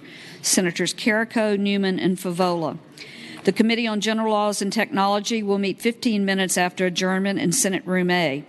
The Committee on Commerce and Labor will meet 45 minutes after adjournment in Senate Room B. The Finance Subcommittee on Health and Human Resources will meet at 4 p.m. in the 10th floor conference room. Senators Hanger, Howe, Newman, Barker, Donovan, and Dance. The Northern Virginia delegation will meet at 5 p.m. 6th floor Speaker's Conference Room. Tomorrow, Tuesday, January 31st, the Finance Subcommittee on Economic Development and Natural Resources will meet at 7:30 a.m., 10th floor conference room, Senators Ruff, Saslaw, Wagner, Obenshain, and Dance. The Education and Health Subcommittee on Health Professions will meet at 8:30 a.m., 4th floor East Conference Room, Senators Donovan, Suderline, Carrico, Barker, Lucas, and Peake. The Committee on Finance will meet at 9 a.m. Senate Room B. The Republican Caucus will meet at 11:30 a.m. in Senate Room 2. The Democratic Caucus will meet at 11:30 a.m. in Senate Room 1. The senior senator from Virginia Beach. Mr. President, Commerce and Labor at 2:30. At 2:30 today. Thank you, Senator. The senator from Grayson County, Senator Carrico. Mr. President, can I have the full Committee on Transportation meet at my desk for a brief moment for a referral? Thank you, Senator. The senator from Bedford, Senator Newman. Mr. President, I move that the Senate do now adjourn until noon tomorrow. Thank you, Senator. The question is, shall the Senate stand adjourned until 12 o'clock noon tomorrow? All in favor of the motion will say aye. Those opposed, no. The ayes have it. The Senate stands adjourned until 12 o'clock noon tomorrow.